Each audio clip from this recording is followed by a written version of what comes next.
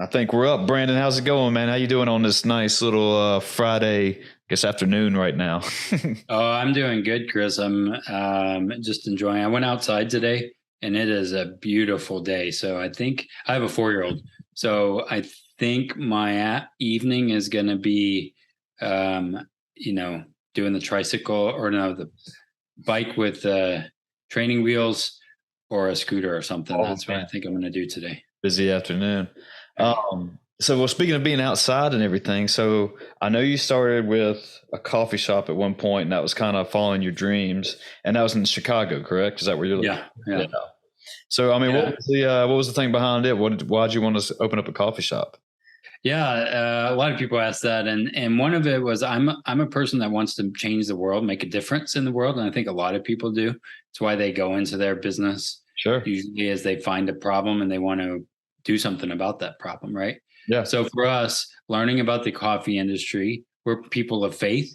We were like, okay, so churches go and buy Starbucks and or whatever crappy coffee, and then they oppress people at the time. And I'm like, how about we don't oppress people while we're trying to help people, right? And that was something that I thought was, why we went into it: ethical economics Sure. and community building, building a community like Cheers. So we got into it. We were idealistic entrepreneurs. We started in 2011. We started our business plan in 2008. Probably not the best time to write a business plan Sure. or even get into that. Most people said, you cannot do it. It's not gonna work. And we made it happen because, don't tell a business owner or entrepreneur that they can't do it, especially someone like me who's a former Marine. I will I will make it happen. And luckily, I have a really smart lady behind me that is my wife, Sure. who makes it happen. So, Yeah, uh, it's somebody telling you can't do something is definitely a little bit extra motivation, especially being a former Marine, like you just said. That yeah. that's just adding fuel to the fire, right there, right? Oh yeah. Then we're like, oh, you want to prove? I'll prove you wrong. For sure. Uh, and that's where I tell a lot of people, if they go into any business or even, I mean, you said that, like running a podcast, Mm. right? Doing a podcast, some of the time people see the Instagram thing, right? And they're like, oh, look, that's so awesome. But they don't see the staying up at night or the pain, that goes alongside it. And sometimes we need to acknowledge that as business owners, that it's not always butterflies and unicorns. Yeah, yeah, There are unicorns sometimes. yeah. Let's see what is it called? The Iceberg Theory, where people see only the good stuff at the top, but like not none of the stuff below the water. Where, like you just said, the Yeah. pain and late nights and the stress and everything you're doing just to keep from going crazy and keep the business afloat. And that's one of the I guess that's one of the myths of with social media and businesses. Everyone thinks that everything is always so, like you just said, rainbows and unicorns, but they don't really know exactly what it takes to put into work. And then when they see, this is just me generally speaking, though, when they start to see, go through these obstacles and you see these walls and stuff, it's like immediately like, well, maybe I don't want to be a business owner anymore. Maybe I don't want to do this anymore. Yeah. Oh, I had so many people in the coffee shop years that they loved the idea of starting a coffee shop. And the term I hate the most when people ask me this, I just get, it cringes. So please don't ask me this, but when they say, can I just pick your brain? Oh, wow. And then they don't buy coffee. They come in, Mm-hmm. they don't buy coffee, and they want to learn all the things that they could short circuit it. And that's good if you're going to pay for it, I guess. But that was just really annoying and somebody would ask that. I'm like, yeah, there's some things, and I'll tell them. I would say the same things that I say now that I did years ago when I had the coffee shop.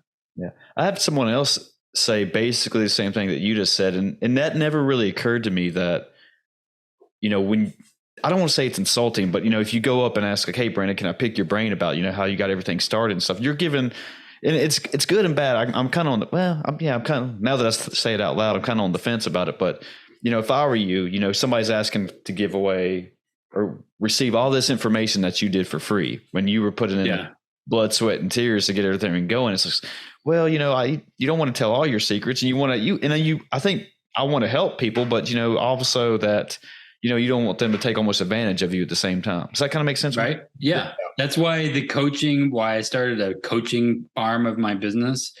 And now everybody became coaches, but I was like, all right, can I just pick your brain? Yeah, here it is. $5,000 and you can pick my brain all you want. Right. Yeah. And then no one wanted to buy that. I mean, they wouldn't buy a cup of coffee. Right. But, and I think that part of the thing, what we learned in this was, man, we interned under somebody else before we even launched into the coffee shop. Yeah. We also went through a lot of pain. Our second year of the business sucked. It's actually 10 years from that year.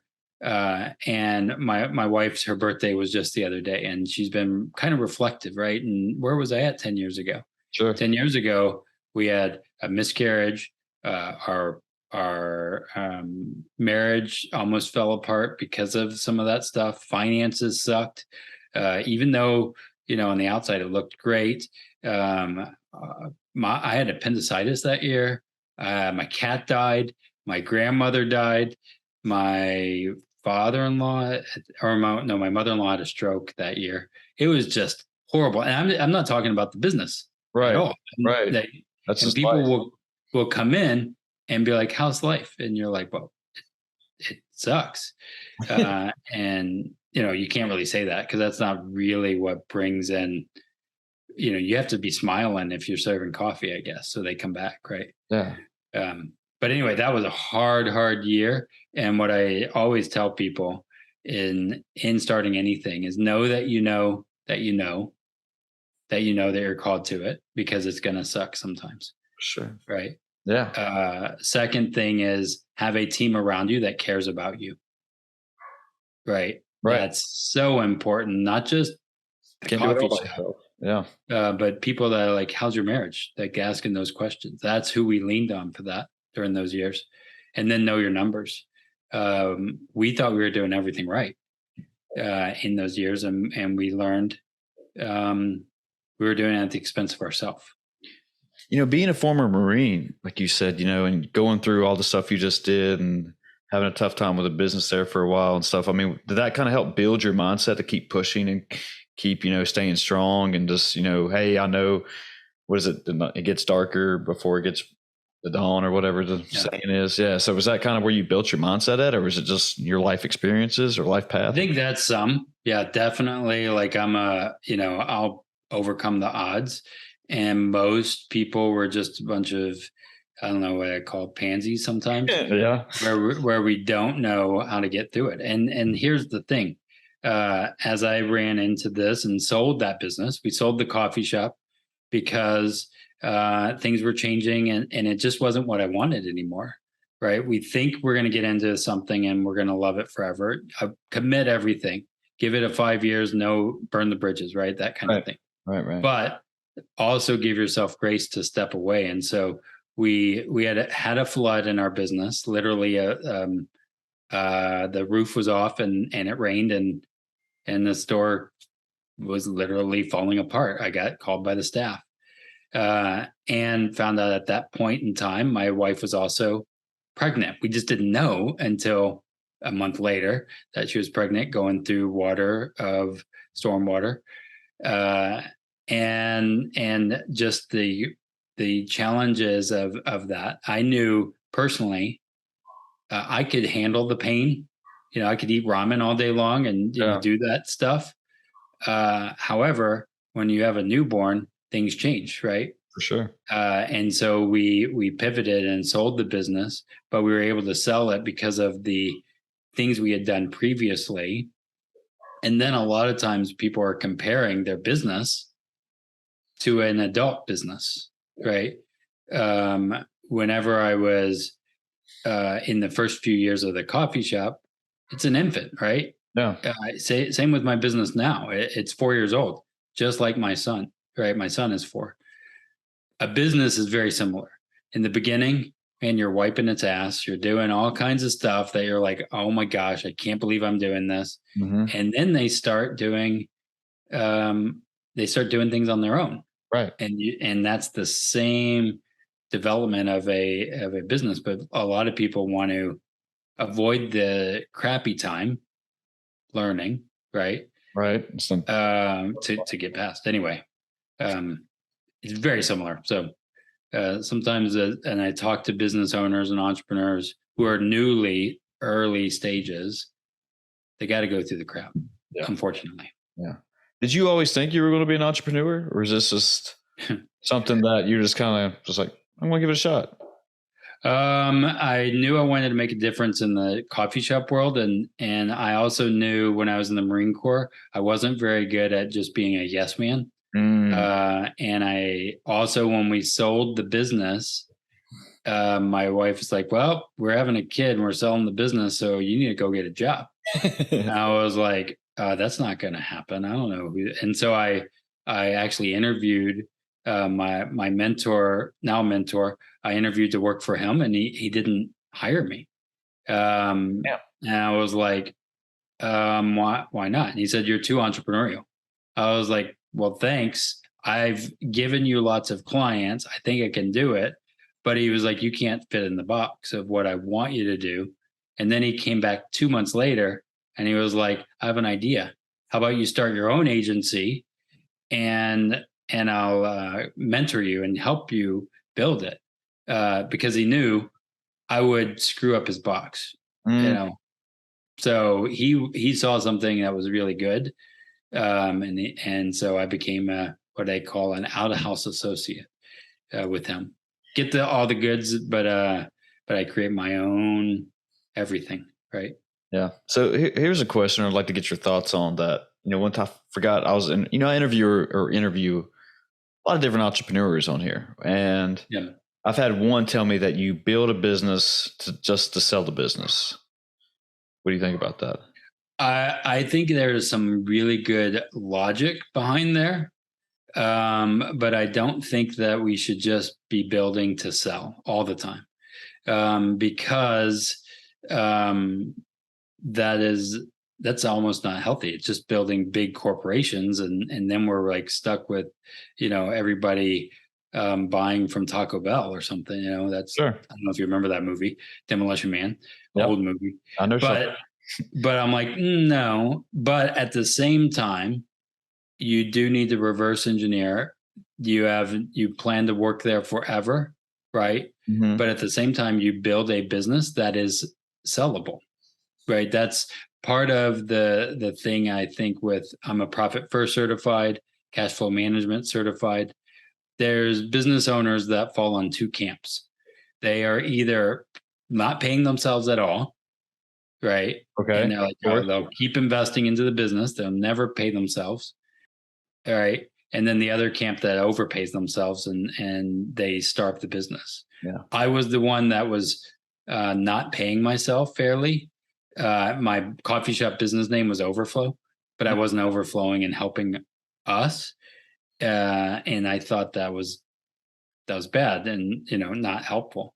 And then there's the other ones. Let's just make it huge. And there's a balance between the two, right? Yeah, no, I agree with you that I was kind of on the fence about that too, that it seems like, a lot of people who want to start a business or, like you said, make a difference of some sort, they find their passion and that's what they want to start to make a business out of, whether it be, woodworking, coffee shop, I don't know, anything else like that, but, fixing old motorcycles, but, just to build that up and like we were talking about, you from a child perspective, you get it born and you watch it grow up a little bit, then you watch it go on its own. But a lot of people still want to be invested with that, and so to speak, because like I said, it's their passion. But just to sell it, unless it's one of those people that just want to sell it and restart, they just love the idea of selling it off and recreating something again. It's a lot harder than people say too, right? Because selling a business, and I've done this, right, doing the valuation. Yeah. Let's say you have a hardware store, right? And you've built that hardware store and you're ready to sell it. Like, these boomers that have built that, right? Right. How many people are in the market to buy a hardware store, not that many, right? The competition is, the big business, right? Home Depot, Lowe's, right? Of course. So some people are like thinking it's going to work, and it's not, so it's a hard way. That's why I have non-correlated assets for my retirement. My retirement is not just the business that I'm going to sell, if I sell it. Yeah. Yeah. I mean, is it just, and in your, I guess it's kind of devil's advocate or what, but in your perspective now, I mean, if somebody was wanting to start out and make a hardwood store right now and compare it to those, big box brands, I mean, is it almost impossible to do in today's times, or is it just what you put in it was what you'll get out of it, you think? Yeah, I wish it was that.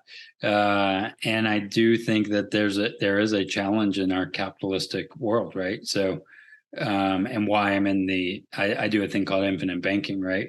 Okay. But you think about it, this is just buying, let's say a brick and mortar business, right? The buying power that bigger companies have just to buy things at wholesale versus me with a mom and pop shop. Sure. Right.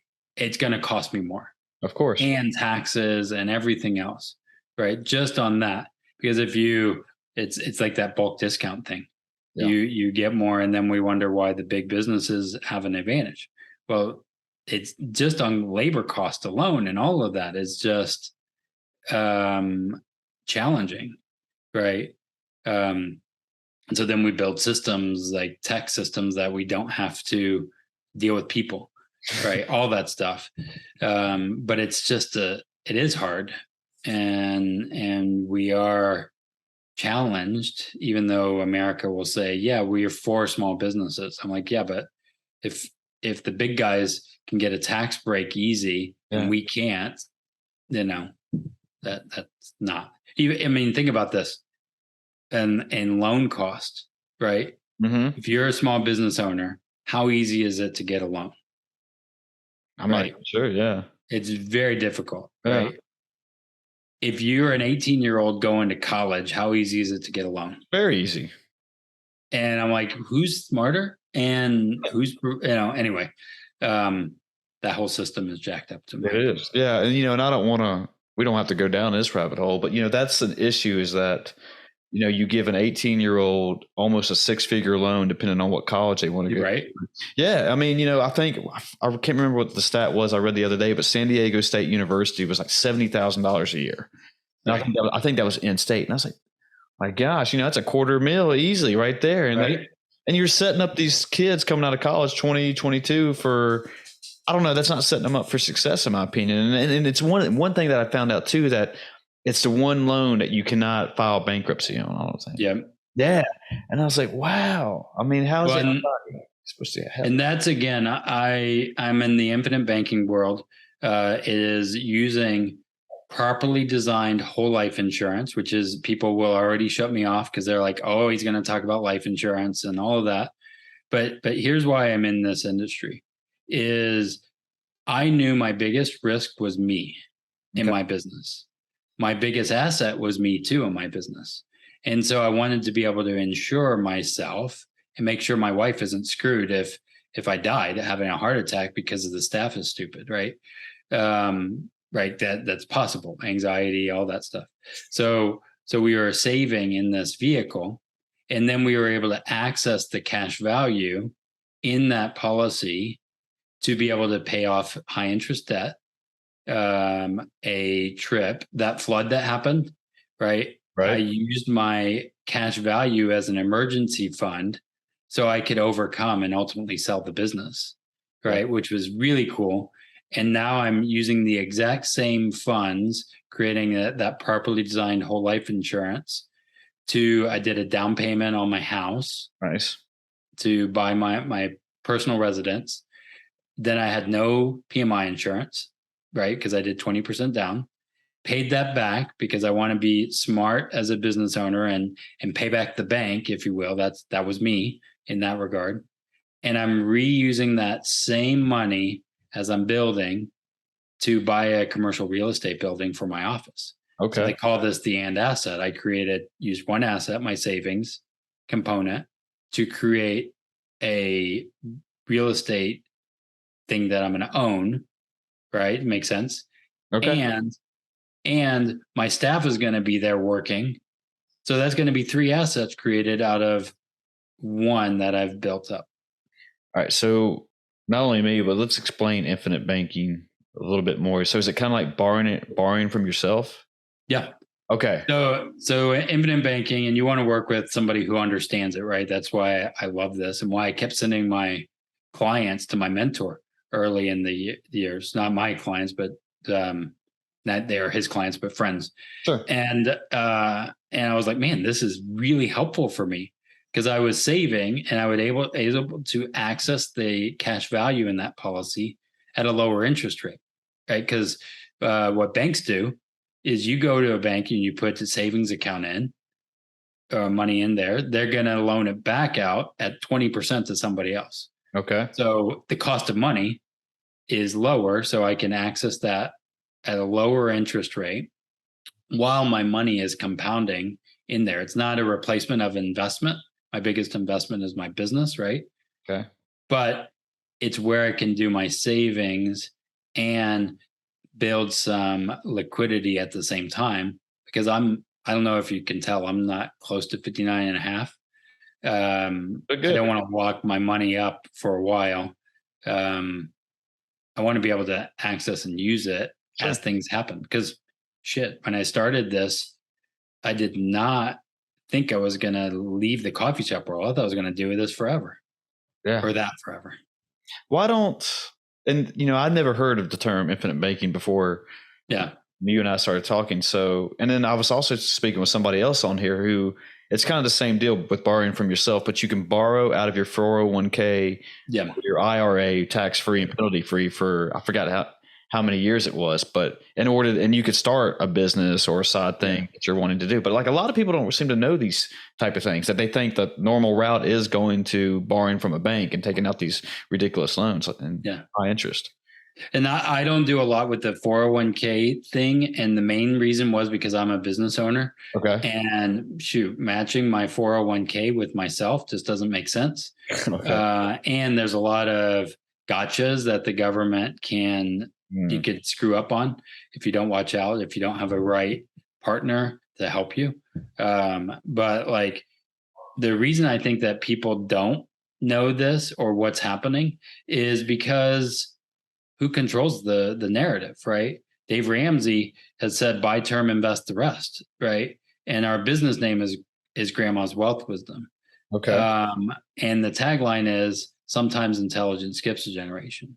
Because if you think about it, the market has been up and to the right. We're having some downs. Volatility is going to happen. But look at everybody. Is that better off? Are we doing okay? Same with inflation. It almost mirrors what the market has done. And I'm like, all right, with the advent of consumerism, banks have figured this out. They'll say, oh, you deserve it. Here's a credit card. Go buy that car and do all this. And we do, and we take it. And I'm like, maybe that's not the best way. And they charge us 20%, right? Sure. If you have debt, right? Think about this. If you have a credit card and you're paying the minimum payments and it's 25% interest, you are working for a bank for 25% of the time for free. Yeah. Yeah. That's one thing that I found, it took me a while to figure out, but I don't think I'm generally speaking, of course, that a lot of people don't know the difference between principal and interest. Yep. Yeah.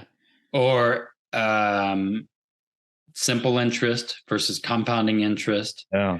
Annualized monthly, annualized daily. All of those things, because you can look and you say, oh, it's 2% interest on my student loans. How's it annualized? How much is it? And how come I can never pay this off? And you're like, oh, well, it's because the banks, and I believe in some of the systems, this colleges, they make a lot of money off of people getting in this, having student loans, right? Sure. They're not going to educate you. on that, because then that would mean you might not do it, right? Yeah. It's a cash flow thing. So I don't know, but I do think infinite banking, having that person, that properly designed life insurance, is bedrock. Not I won't say that for everybody. That's why you have to like go through an analysis and figure this out right for yourself. Right. But I believe that most people are just taking blindly advice from this person and that person, and they're not actually asking the questions, what do I want my life to look like? Yeah. Well, it's one of those things that, yeah, they don't ask the questions. And, and I can speak from experience, when I was going through college and everything, that, I just knew that I wanted to go to college, and whether it was loans or whatever, that's just like, yeah, whatever, just give me whatever I have to sign and I'll do it.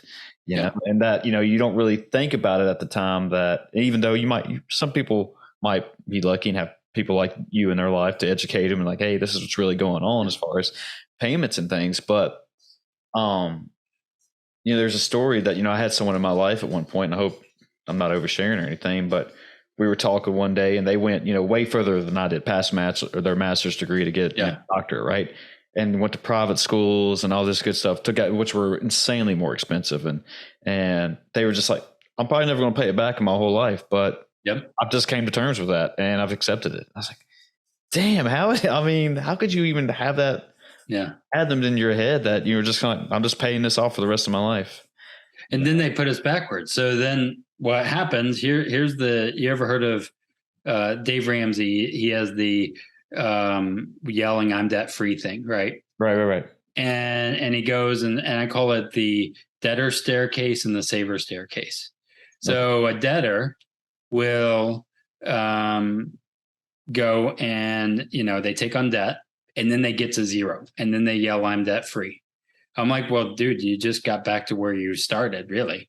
Why are we? I mean, that's exciting. That's awesome. I'm glad you're debt free, but you got to zero, not to a million, not to anything, but you got back to ground zero, right?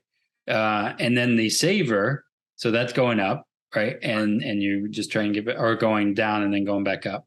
The saver saves all this money and then they spend it, right, to do their stuff. And they're like, oh, I'm better, right? And even interest rates suck, right? I mean, like, why would you put it into a savings account to wait? And it's hard. So anyway, so the saver says they're better, but they got back to zero. Sure. What I like about what I do is it's a wealth creating tool, because I'm putting it into the policy. It's going to grow up and to the right. I access the money and I'll pay it back, but it'll go down a little bit, right? Because it's capital, right? Right. But I'll pay it back, and it's going to build uninterrupted compounding. This is a wealth creation piece. Do you have to think different? Do you have a certain amount of time you have to pay that back in, or? Yeah, you are the bank, if you will, right? You are the one that makes the terms of service. That's cool. So what I like about this is I can control the terms. It's 5% simple interest on the loan. Yeah. And what's cool in these properly designed whole life, they call it non-direct. I'm using technical language, right? But non-direct recognition. So your money grows as if you never touched it, right? And then it's kind of like a HELOC. You're taking an advance from your death benefit, or Dave Ramsey will say it's both. It's whatever. I'm like, well, no, it's an advance of your death benefit. This is what you're doing when you access the cash value. And so it's the general fund from the insurance company. So they're giving you a loan. From that, you are the collateral, kind of like a HELOC. You take a equity line of credit from your house. Yeah. That's taking that out. The collateral is the house, right? Okay, I'm with you. The difference is you are the collateral, if you will. If you died, so let's say I bought this property, and I'm about to, and I take out $100,000, but my death benefit is I don't know, 106 million or something like that. Whatever, I don't know what my death benefit is anymore. Gotcha. Well, if I died, they would subtract 100,000, and my wife would get 1.5. No. Right, and then the loan is done. Whereas if I used conventional way of thinking, I died, my wife would be like left, and with whatever, I might have bought term. But the problem is I see older people who still need the coverage, but they can't get it. And so I love working with young people because thinking like a bank, realizing the cash flow system, right? Yeah. And just being smart, right? That's the main thing. Was it one of those things, even working with young people, where they can afford to take a little bit more bigger risk? Sometimes I think like rate of return is one of those things in the world where we're thinking we're making a lot. Right. And I think the average rate of returns in Wall Street is like almost a lie, because averages don't mean anything. Because you could have 100 up, 100 down, 100 up, 100 down. Your average is 25%, but you made no money, right? And I'm like, well, that's misleading. And that's why we're looking at and saying, okay, theoretically, all these people were going to be great with the 401ks and everything else. But how did that actually work out? Now, I'm all for taking risks, but now understand what you're in. If you're in real estate, all the real estate is different, right? If you're doing day trading, you're going to act differently than you would if you're doing it for the long haul. Right. But oftentimes we're told, hey, it's all one thing. This is it. And we apply it all together.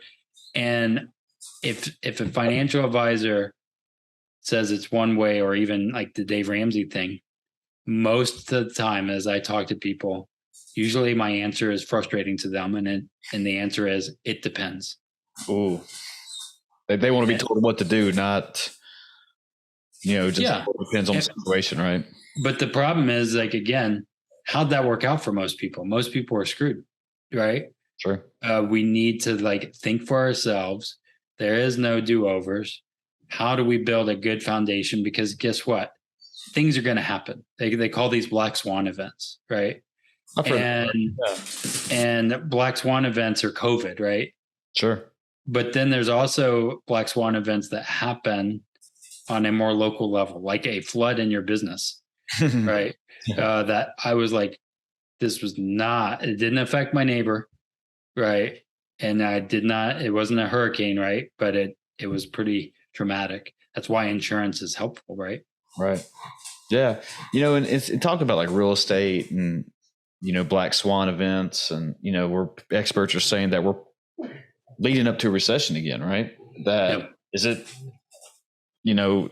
should one, especially at a young age or even an older age, should be even thinking about right now to see, because, getting into something as far as even real estate or starting a business, or is it one of these things that, maybe we should wait, see what plays out, and then maybe catch the next wave of something? Does that kind of make sense? I will tell you my answer that I just said is it depends. Okay.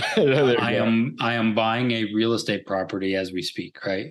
But I've also thought about it, and I'm know my cash flow numbers, and I know what I'm doing there. Sure.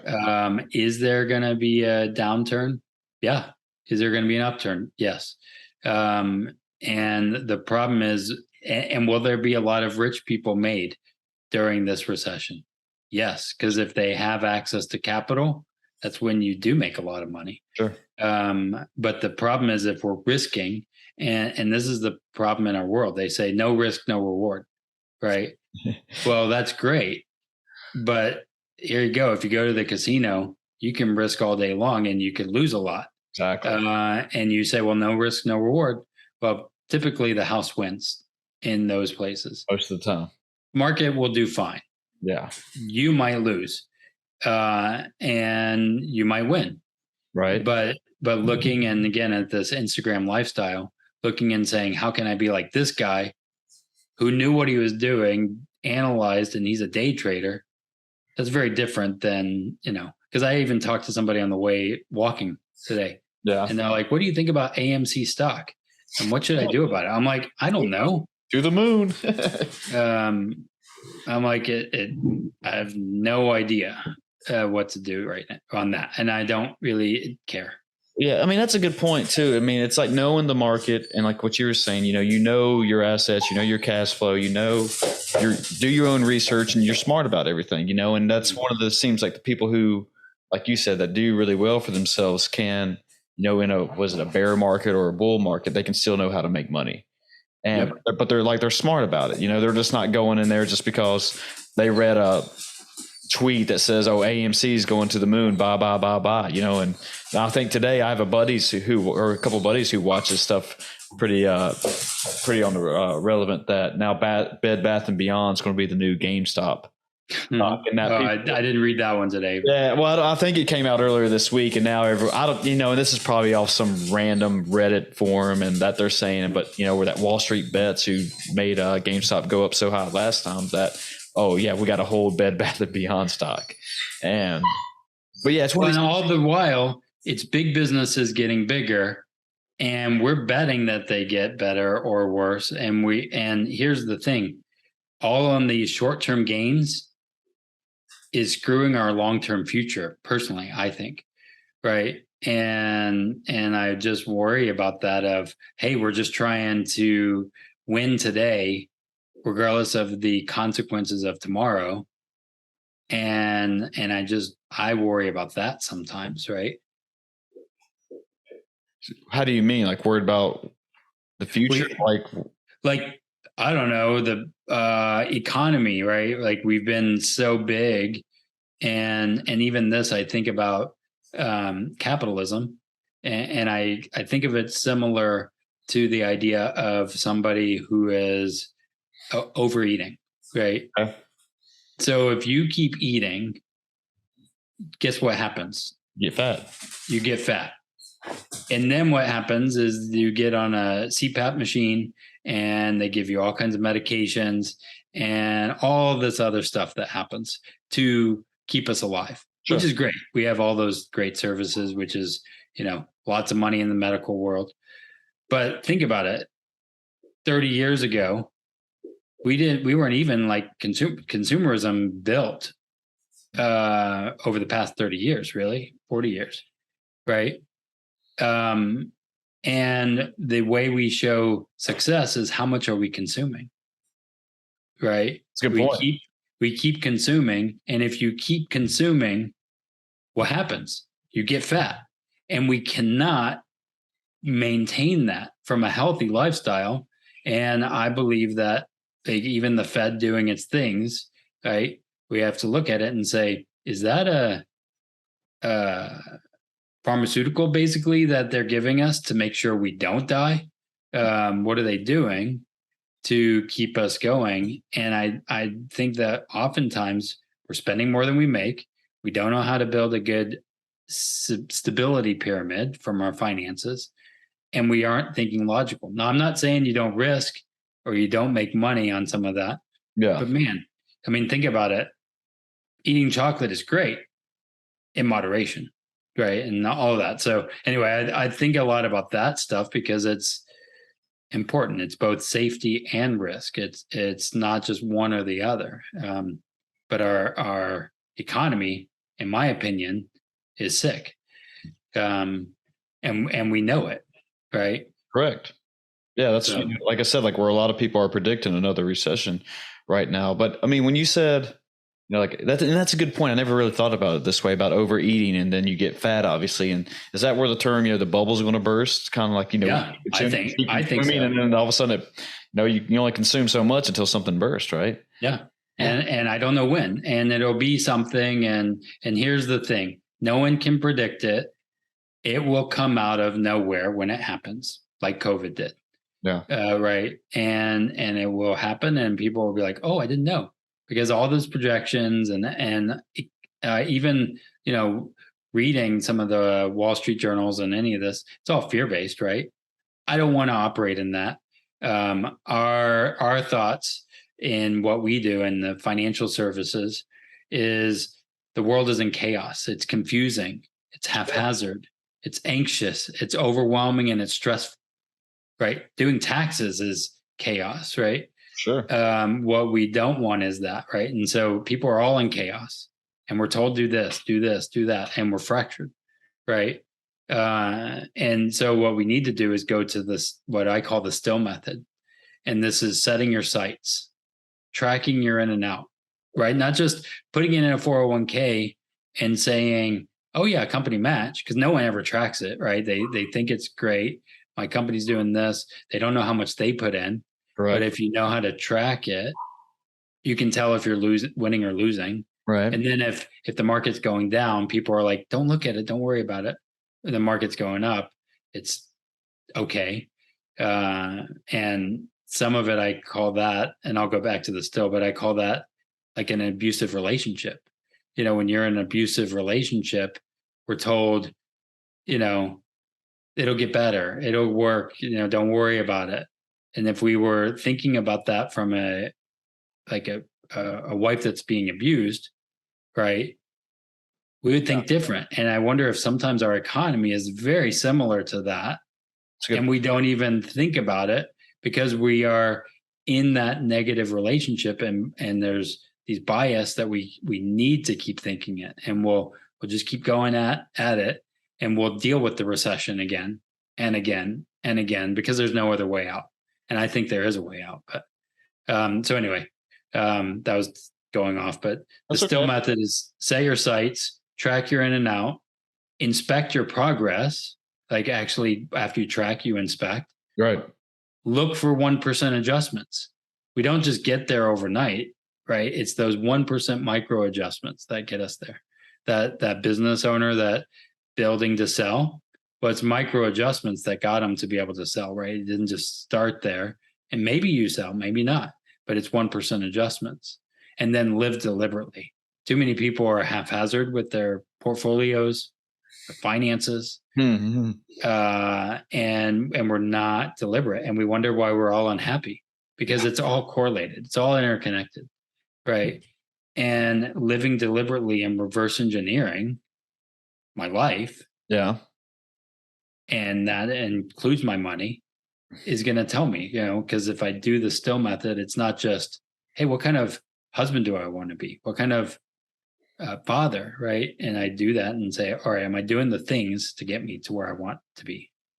Is that 1% adjustment? Is that a rule of thumb in the finance world? And the reason I'm asking is that it's just because, and I've heard this, and you know, I'm pretty ignorant when it comes to the finance world, but that, you know, as far as a day trading perspective, that you should try to make at least 1% of your account every day and compound that. Yeah, and I'm not in the day trading world to really know much, right?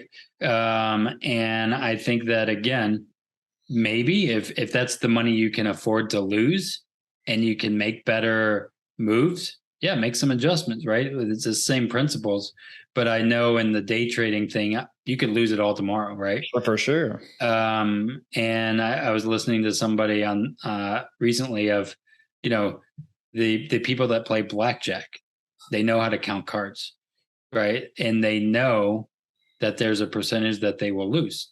Sure. Right. And so knowing the percentages is super important. But the problem is we're so busy, overwhelmed, that we don't even look at it. And so for me, I think it's building your foundation, your safety, so you can take bigger risks, right? And we build that. Life insurance is really powerful because then I can use my cash value to go bet things on the market or do day trading or whatever, as long as I know what I'm doing a little bit. Correct.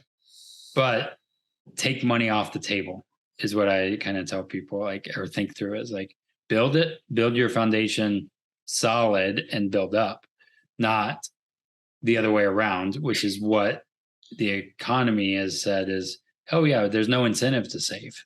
Yeah. There's no incentive. People don't even have $400 if an emergency happens. I'm like, well, that's not good. That's not good. Right. And I'm like, well, you have to build it in a good way. And it may seem slower, but even thinking about this, you know, building a house, the foundation takes the longest to build, right? I concur. And by building that foundation, and it takes some time, there's a lot of expense just on the foundation, right? But if you build that foundation, you can build an amazing house. The problem is most people have built a house with no foundation. And I like how you're saying this too, just because my friends and I we have had this discussion that where, I'm 36 years old, right? And so, I just bought my first house 5, 6, 7 years ago. But, the point is that, with today's society and narrative or whatever you want to say that, when these couples or when people get married, right? They get married, they start buying, 2 cars, have a family, have a house payment, and they're financing these, $60,000, $70,000 cars for 8, 9, 10 years. And, and I guess my point is that, we have these discussions just like, how are people doing it? And like, what if they were to lose their jobs tomorrow? I mean, what is their fallback on? And, and I'm sure there's people out there who argue, well, you don't need a plan B, that'll keep you going forward and motivating you. But, I've always liked having a safety net or a foundation. Like you said, just like you said, if we have another black swan event, what the hell is going to happen? I mean, it gives me peace of mind too, that knowing that, okay, I'll be okay, and the AC blows up tomorrow. I mean, it cost me $500,000. Okay. We got it covered. If you can't get that covered, you don't have enough. Wow. Yeah. And it's just bonkers to me that I don't know, like I said, I don't know if it's society, it's just how the world is today. And that, it's almost, do people are getting married just to have double incomes in order to afford these, nice cars, nice houses, just to say they are successful. Yeah. And it's just, where's the, I don't know. It's just bonkers to me. I guess that's my whole point, that I don't know. Maybe I just don't know, And I think it's capitalism at its finest. I mean, just watch TV for 5 minutes. Everybody has a plan for your money. Sure. Right? Everybody does. And if you do not build that, and this is why I think starting young, having people on your team, like understanding it, like I'm the safe money guy. I want to build your stability, help you build the foundation. So that way you can have somebody else on your team that is, the day trader guy that understands that is on your coach that can help you. Right. But you have to have a team there, but you have to ask the questions, and you and your wife, right? Or I believe you're married, right? But like most people don't even have those conversations. They put their head in the sand and keep using the credit card. And then they wonder, and I'm dealing with crappy problems. And I told the client the other day, I'm like, this is a death by 1,000 paper cuts. Wow. This is horrible. True. And then we're wondered, and we are left, I don't know. I mean, I don't know where it's all going to end up. My goal is as an activist is seeing this system, and why I got into finance of all things is I'm like, man, there's a lot of people who are screwed. How can I help a couple? And if I can help a couple build a solid foundation, and I don't like using the policy for emergencies, right? That I built. For sure. Not my biggest fan to do that. But the reality is sometimes crap happens. Right. Sometimes it does happen. That's for sure. Brandon, I'd like to keep talking to you, but I got to cut this one a little bit short right here. But if people want to find you, if you want to plug anything, all that good stuff, feel free to do that right now. Yeah, well, of course, go to our channel. We have a lot of YouTube videos at Wealth Wisdom. If you look up Wealth Wisdom Financial, totally find me on YouTube. We have a podcast. And then if you go to stillmethod.com, you can download our playbook. My wife is about to write a book. She's working on her CFP right now. But after she gets that done, we're going to work on a book. And right now our website is Grandma's Wealth Wisdom, switching over. But if you want to talk to me directly, go to Grandma's Wealth Wisdom, schedule a meeting. Love to help. I really want to help as many people, as this recession happens, because it will. It's a matter of in 5 years or 10 years or tomorrow. I don't know. Sure. How do I help them navigate that? That's my goal. Yeah. Brandon, I'm glad there's people out there like you wanting to help people and steer people in the right direction rather than just let them fight the wolves and hope for the best, so. There needs more of that. We need more of that. That's an time. Well, thanks for doing this with me, man. I appreciate it. I enjoyed the conversation. Awesome. Thanks, Chris. Bye, folks. We're out of here.